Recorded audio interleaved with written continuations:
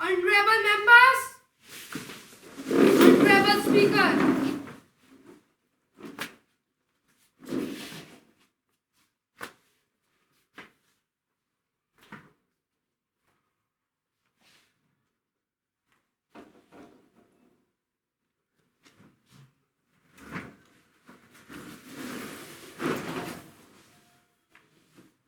member to take the oath of affirmation. Secretary General, please. Ms. Rashi, who stands elected from the Pali constituency of Rajasthan, will now take the oath or affirmation. Ms. Rashi, please. Madam, do you want to take the oath or affirmation? Oath, please. In which language would you like to take the oath? In English, please.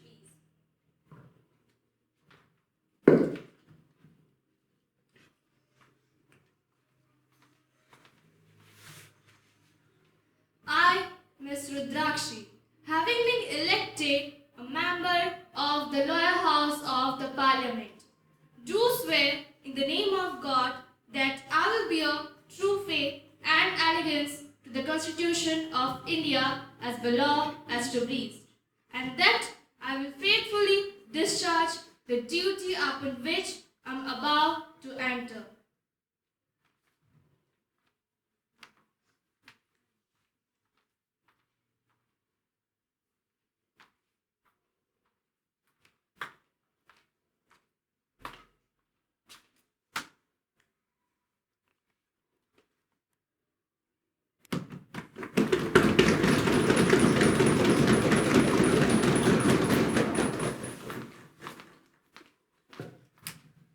Honorable members, as we meet today, it is my sad duty to inform the House about the demise of our former colleague, Sri Suresh Chandra.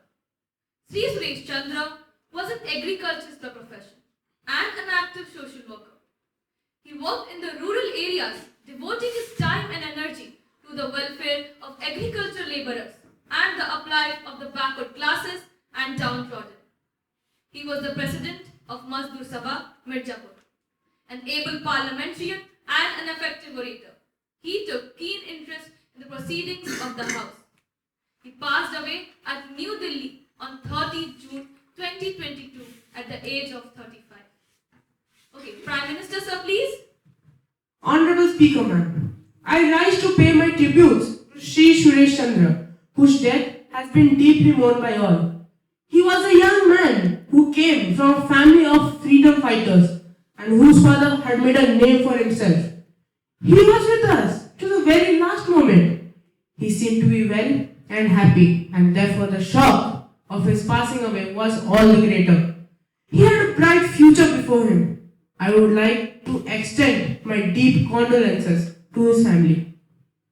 Okay, Opposition Leader, please.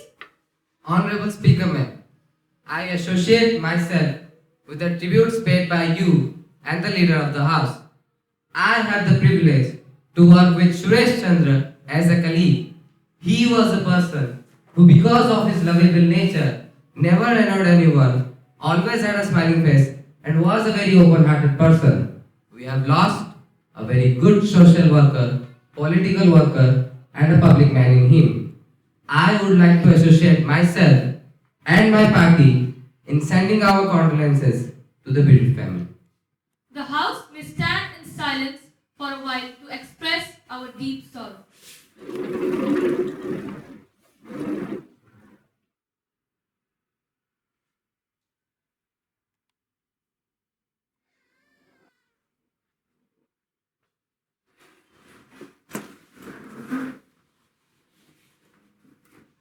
Secretary General may convey the message of condolences to the bereaved family.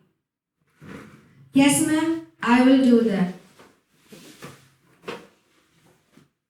Honorable Prime Minister, sir, please introduce new ministers. Honorable Speaker, ma'am, I have pleasure in introducing to you and through you the House, my colleagues, the new ministers. Mr. Tanmay Kumar Mohanty, Minister of Railway. Ms. Shreya Saswati Raj, Minister of Civil Supplies.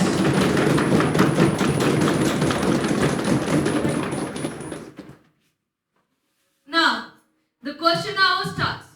Question number 101. Ms. Sonakshi, please.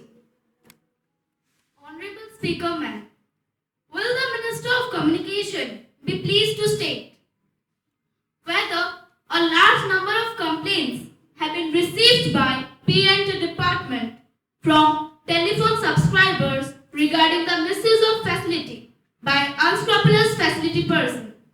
And if so, what steps government propose to take in this regard? Honorable Minister of Communications, Ms. Nana, please. Yes, ma'am. Complaints of this nature have been received. In many cases, investigation showed that there was no spot in the bill and no unauthorized connection were detected. In a few cases, unauthorized connections were detected and action initiated against the person found involved in the malpractice. The government proposes to take the following steps in this regard. Amendment of Indian Telegraph Act to make unauthorized diversion of line a major offence, setting up the vigilance squads to make surprise checks for detecting any misuse, to import charge analyzers to detect such cases more easily. Yes, please. Ma'am, some unauthorized connections were detected. I want to know what specific steps have been taken by the government. Yes, please. The specific steps have been broadly stated. We got a vigilance squad which immediately goes in it. I cannot give the exact number of complaints that have been registered, but I could say in Delhi during last year. At present, I don't have any data. Any supplementary, please? Yes, please. अच्छा, 21 दिन काफी नहीं आपको? और कितने दिन लेंगे आप लोग ऐसे हाउस चलेंगे? डाटा दीजिए डाटा, सिर्फ मुंह से बोलने से काम नहीं चलेगा. Yes, please. I have not been asked to collect this information. I am only incidentally stating that in Delhi during last year there were 50 such complaints. All the complaints were investigated and it was detected that in 3 companies there was misconnection. In all these cases, employees were identified and were suitably proceeded against. Yes, Ms. Pratiksha, please. Ma'am, it has been stated that charge analyzers are being imported have to be gone through. We have come to the final stage. I cannot say exactly by what time, but we are in the final stage. Next question. Question number 102. Ms. Nilanjana, please.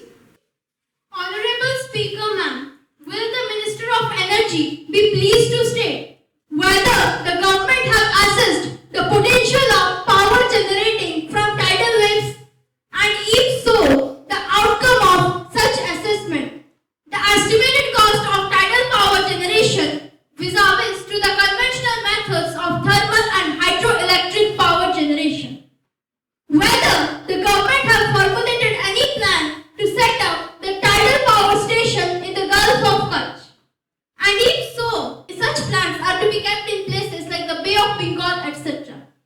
And if so, the details thereof. Honorable Minister of Energy, Ms. Ayushi, please. Ma'am, the Central Electricity Authority has undertaken studies and investigation to assess the techno-economic feasibility of the tidal power projected in the Gulf of Kutch, which envisages an installed capacity of about 900 megawatt. There is no proposal at present to set up any tidal power project at any other location. It is estimated that the cost of the tidal power project is about 85 paisa per unit. The average cost of generation from the conventional hydro and thermal power projects based on the projects are recently cleared by the CEA are as under. Hydro 35 to 60 paisa per unit, thermal 50 to 85 paisa per unit. Yes, please. Honorable Speaker, ma'am, the Honorable Minister has given the reply that the estimated cost of tidal power generation at the proposed project in the Gulf of Kutch will be at 85 paisa per unit.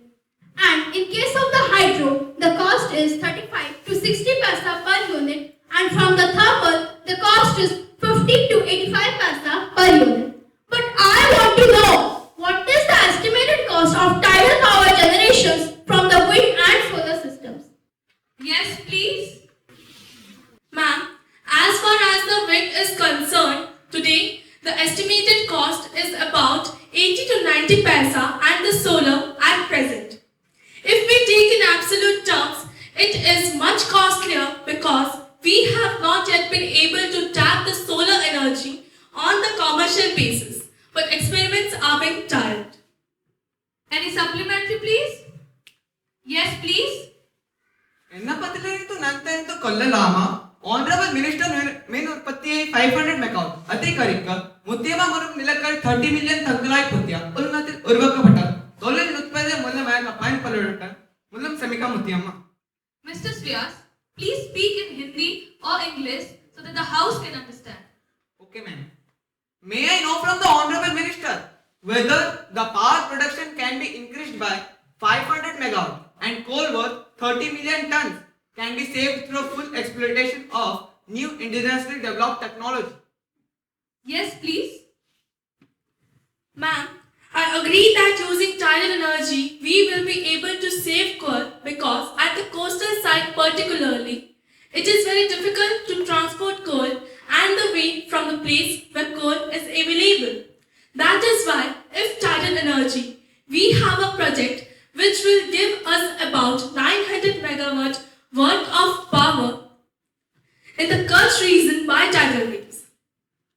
Yes, please. Honorable Speaker, ma'am, production of energy is an important aspect and must thank the Minister and the Ministry for coordinated and overall development of the energy system in our country. But the transport of energy is an example. The transmission is a very important aspect as the loss involves 30% at the other end. I want to ask the Honorable Minister, what are the special research and measures that you are undertaking, more particularly in systems like superconductivity, so that the transmission cost is saved at least? What is your program, technical and technological advancement program for transmission of electricity in systems like superconductivity, etc.? Yes, please. Ma'am, as far as the transmission losses are concerned, today the average transmission loss is about 21 to 23% and 50% is theft. We have made central laws, states also have laws to save it, and this theft is possible only when there is collusion. We must take firm action. State electricity boards must take firm action about this method. As far as the technical losses are concerned, I agree with the Honorable Member that with the new technological advances like superconductivity, the technical losses will come down very sharply, and our nation is in fact one of the advanced countries in the world in the research of superconductivity. And I am sure that it will be a great boon to this area of transmission of power. Next question. Question number 103. Mr. Pathak, please. Honorable member is absent. Next question. Question number 104. Ms. Shreya, please. Honorable Speaker, ma'am, will the Minister of Food and Civil Supplies be pleased to state, first, the latest position of food grain reserve in the country? Second, whether keeping in view the present drought situation, government have adequate stock of food grains to meet the requirements of the country? And third, if no, what are the measures proposed to be taken by government to deal with the situation? Honorable Minister of Food and Civil Supplies, Ms. Subra, please. Honorable Speaker, ma'am, the total stock of food grains with public agencies as of 1st January 2021 was estimated at 14.14 million tons. The stock available are adequate to meet the present requirement of the public distribution system. There is also regular replenishment of food grains through procurement operations. Further, the government is also keeping an option to import food grains as and when considered necessary. Ma'am, I would like to know whether because of the shortage of stock in food grains, has the government supplied rice and wheat which is not good for human consumption? such stores from certain states where complaint made to the government. Has it been noticed by the government that such incident has taken place, and what steps you have taken in this matter? Yes, please. The honorable member has supplied us information. I will look into it. Yes, please. Ma'am, she may be having the information with her because this is connected with shortage of food. Yes, please. The honorable member has supplied this information. I am not aware about this complaint. You have supplied this information. I will definitely look into it. Yes, please. Ma'am, this is a very serious matter. Supply of rotten food grains will greatly damage the health of people. You must direct to the government to ensure that this is not repeated. Yes. Would the Honorable Minister like to say anything on this? Ma'am, there is no two opinion on this. That is a very serious matter. The government is fully committed to safeguarding the health of the people of the nation. I assure you that all steps are being taken to ensure that good quality food grains are being provided through distribution system.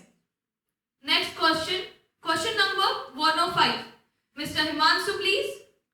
Honorable Speaker Ma'am, will the Minister of Tourism be pleased to state, first, the foreign exchange earnings from the tourists during the last 3 years, year-wise, and second, the names of the 5 countries on the top from the point of view of tourist arrivals in India. Honorable Minister of Tourism, Ms. Priyadarshini, please. Honorable Speaker Ma'am, the estimated foreign exchange earnings during the last 3 years were as follows. In 2018 to 2019, 1300 crores rupees. In 2019 to 2020, 1460 crores rupees. In 2020 to 2021, 1780 crores rupees. The 5 countries on the top of the tourist arrivals during 2021 were Bangladesh, UK, USA, Pakistan and Sri Lanka in that order. Any supplementary, please? Yes, please. Honorable Speaker Ma'am, what is the number of tourists from USA with foreign exchange earned? And what are the special steps taken by the government to attract the tourists? Yes, please. Honorable Speaker Ma'am, recently with USA, steps have been taken at different levels for tourist exchange promotion. I do not have the exact figures, but last year we have started a new exchange program with USA and other places. We are trying to attract more tourists from USA. Country-wise estimate of exchange promotion is not available. Yes, please. का हम जान सकत हैं कि यात्रा विभाग का कदम उठैलस है भारत के विदेशी यात्रियों के तरफ? अगर है तो हम ये जानना चाहती कि कितना तक ये दबदबा सफलपूर्वक इस्तेमाल होलस है। अभी तक भगवान आपको पेड़, वन, पर्वत, झील, नदी सब दिले हैं। आपको कुछ तो करना ही पड़ेगा यात्रियों को आकर्षित करने के लिए। लोगन का वाइल्ड लाइफ सेंचुरी शेरवा के मुंह में हथवा डालने के लिए जाएंगे। आपको क्या लगता है कि आप ऐन मजे में कुर्सियां पर बैठे रहेंगे और आपका सारा काम भगवान ही कर देंगे? आपको अपनी जिम्मेदारियों का पता नहीं है।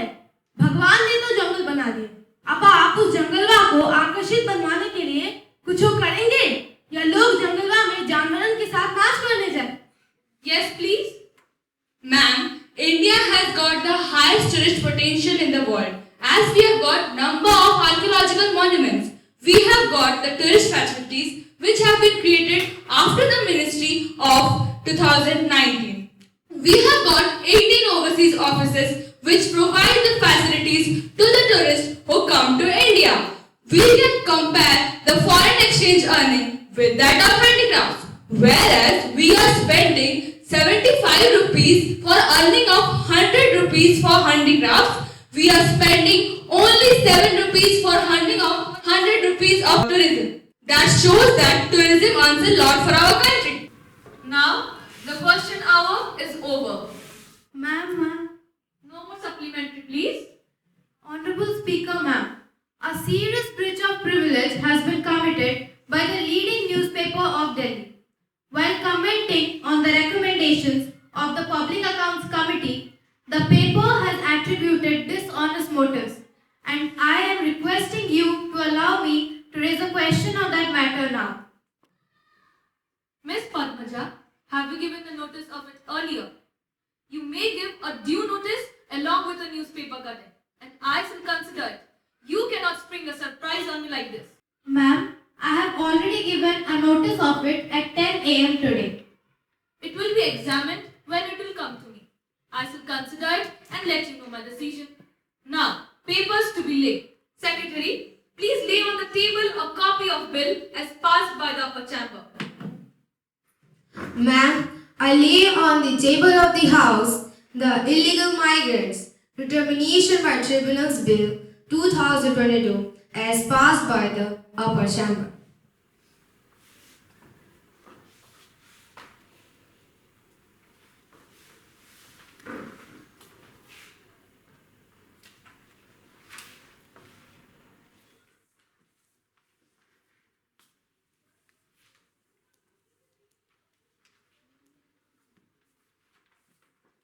Honorable members, I have to make an announcement.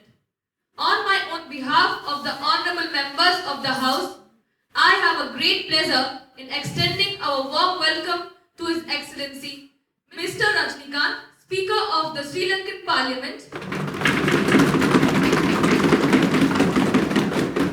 and the honorable members of the Sri Lankan Parliamentary Delegation who are on a visit to India as our honored guests.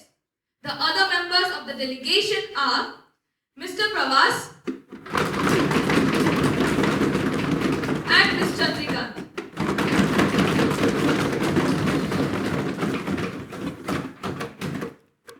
It is a very high-power delegation. The delegation arrived on 13th of December 2022. They are now seated in the special box. We wish them a very happy and fruitful stay in our country. We also convey our warm greetings through them to the Prime Minister, the government, the Sri Lankan Parliament, and the friendly and lovely people of Sri Lanka. Now, the House will take up the consideration of abrogation of Article 370 Bill 2022. Honorable Home Minister, please. Honorable Speaker, ma'am, I beg to move. Honorable Minister of Home Affairs, please. Honorable Speaker, ma'am, today I am present in this temple of democracy with a historic promise and a bill. With this bill, I am assuring this House that a long history of bloodshed would come to an end with this abrogation of Article 370. Before going to the bill in detail, I would like to pay my homage to Mr. Shyam Prasad Ram Mukherjee, who has sacrificed his life for the cause of this abrogation of Article 370. And also want to pay my homage to those 41,849 people who have lost their life in Kashmir during the period from 1989 to 2018 due to this bloodshed. Yes, please. What is the need of this bill? What is wrong with Article 370? Yes, please. Ma'am, I believe that these 41,849 people would not have lost their life if Article 370 would not have been there. Yes, please. It is a part of our history. It was a promise made to Kashmir by India. It was a commitment. Yes, please. Honorable Speaker, ma'am, I was explaining the negative implications of this Article 370. Ma'am, India got freedom. India was divided. Pakistan was formed. And lakhs of refugees came from Pakistan and settled down in the bordering states like Punjab, Maharashtra, Gujarat, and also in Jammu and Kashmir. But the people, the refugees, which are settled in Jammu and Kashmir, till date, they have not got the citizenship also. For that, they cannot contest for a councillor post even. So tell me, is this not injustice done to them? And what about the situation rest in India? We have given the refugees every right of a citizen. And that is why two persons came here and became the Prime Minister of India. And the two persons were Manmohan Singh and Indra Kumar Gujral. Why is this injustice? A refugee in other parts of country can become a Prime Minister, but a people or refugee in Jammu and Kashmir, he or she cannot become a councillor even. Answer me, the honorable members who are against this bill. Honorable Speaker, ma'am, through you, I want to tell to the people of India to this house and mainly to the people of Jammu and Kashmir that what is the price that the people of Jammu and Kashmir and Ladakh have paid due to this Article 370. Yes, please. अरे आप ऐसे कैसे अगर बम फोड़ सकते हैं? हमें proof चाहिए, प्रूफ। अगर आपके पास प्रूफ है तो बताइए। Yes, please. माननीय महोदय, उस वक्त हमारे प्रधानमंत्री जी ने इस धारा 370 के बारे में यह कहा था कि ये घिसते घिसते घिस जाएगा, पर 70 साल से ज्यादा हो चुके हैं, ये अब तक घिसा नहीं है। Due to this Article 370, never ever there have been democracy in Jammu and Kashmir. Corruption reached its peak in Jammu and Kashmir. In every corner of Jammu and Kashmir, you will find poverty. All over India, there is development, progress. But in Jammu and Kashmir, no sign of it. Devastating health condition, no good education, and no better institutes for which children are suffering. Article 370 is also against the Dalits, the tribals, the SCs, STs, and of all the round development of Jammu and Kashmir and is the root cause of terrorism. Yes, please. आप ऐसे कैसे कह सकते हैं कि इस article में खराबी है? हमें तो कोई खराबी नहीं दिख रही है। कृपया जरा विस्तार में बताइए। Yes, please. माननीय महोदय, मैं अब अपने उत्तर को कुछ विस्तार रूप से देना चाहूंगा। पहले मैं गणतंत्र के बारे में बात करना चाहूंगा। There were 73rd and 74th amendments. It was applied in rest of India, but it couldn't be applied in Jammu and Kashmir due to this Article 370. And till date, it is not applied.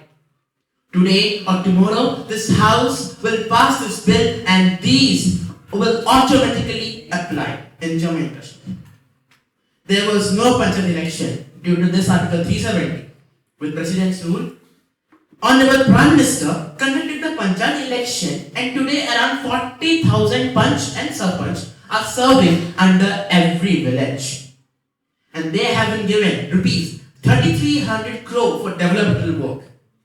Honorable Speaker, in the election, the turnout was more than 50%, which shows that the people of Jammu and Kashmir really wants democracy.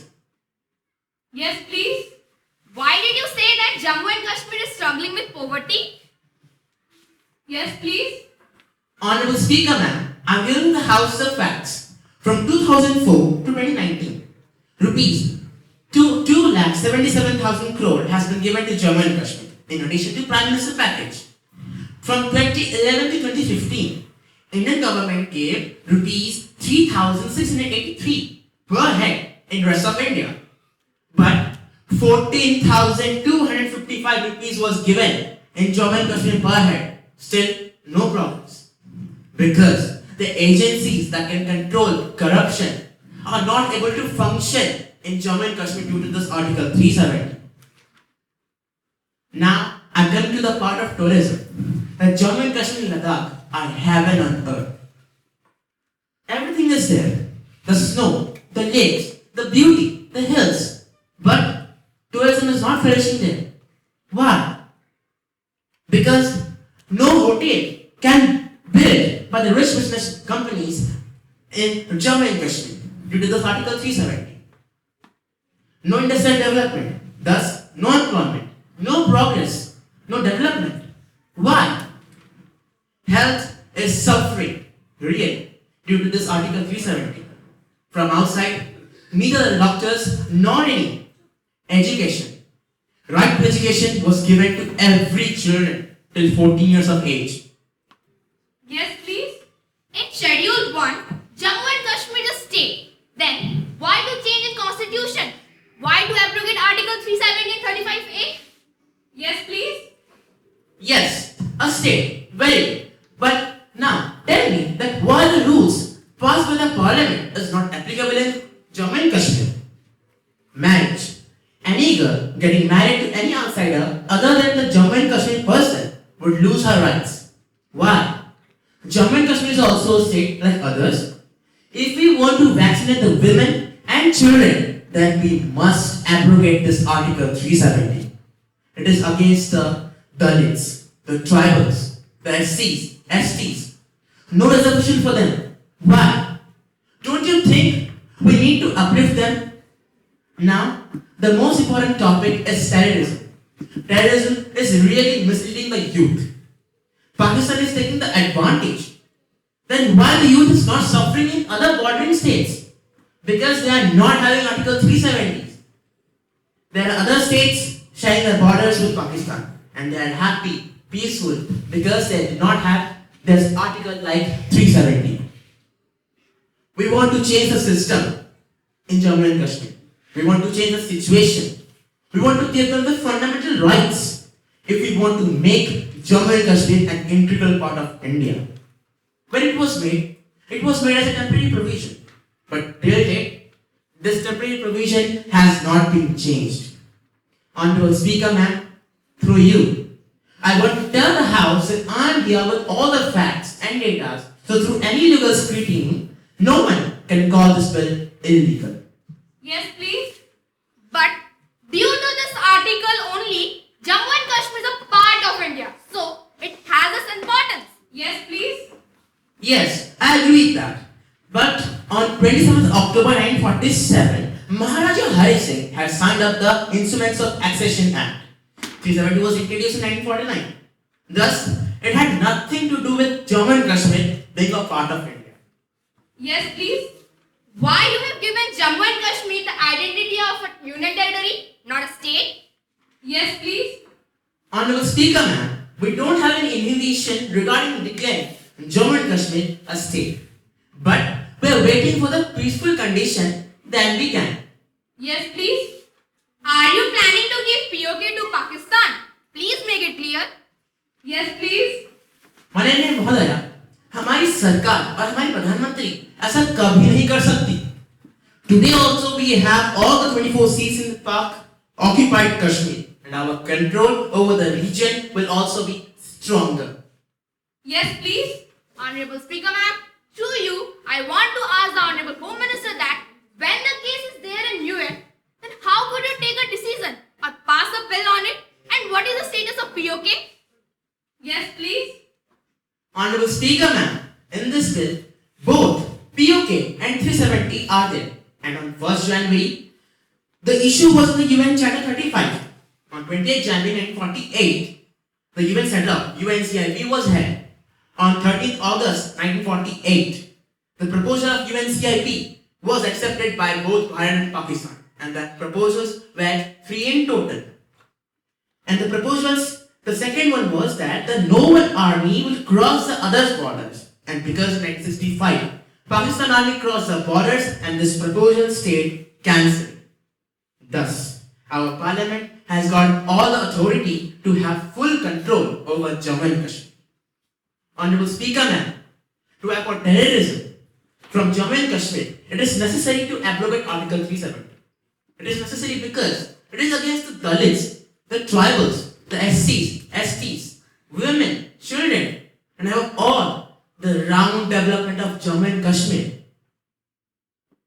Honorable Speaker ma'am, today I appeal to the House, all the party members to come out of party politics. Let's join our hands to make our Jammu and Kashmir a peaceful, generous, happy and above all, the paradise on earth. I hope I have answered all the questions raised in this House. I request the House to pass this bill. Thank you, ma'am. Now, the question is that the bill to abrogate Article 370 be taken into consideration. Those who are in favor of it, please say aye. Aye. Those who are against it, please say no. No. I think the ayes have it, the ayes have it, the ayes have it. The motion is adopted. Now, the question is that clause 2 to 10 stands part of the bill. There is one amendment in clause 5 by Ms. Vaishnavi. Ms. Vaishnavi, are you moving it? No ma'am, in view reply given by the Honorable Home Minister, I am not pressing my amendment. Now, the question is that clause 2 to 10 stands part of the bill. Those who are in favor of it, please say aye. Aye. Those who are against it, no? No. I think the ayes have it. The ayes have it. The ayes have it. The motion is adopted. Clause 2 to 10 stands part of the bill. Minister of Home Affairs, please. Honorable Speaker, ma'am, I beg to move. Motion moved that the bill is passed. Those who are in favor of it, please say aye. Aye. Those who are against it, please say no. No. I think the ayes have it. The ayes have it. The ayes have it. The motion is adopted. The bill is passed. Now, the House is adjourned to meet again at 11 a.m.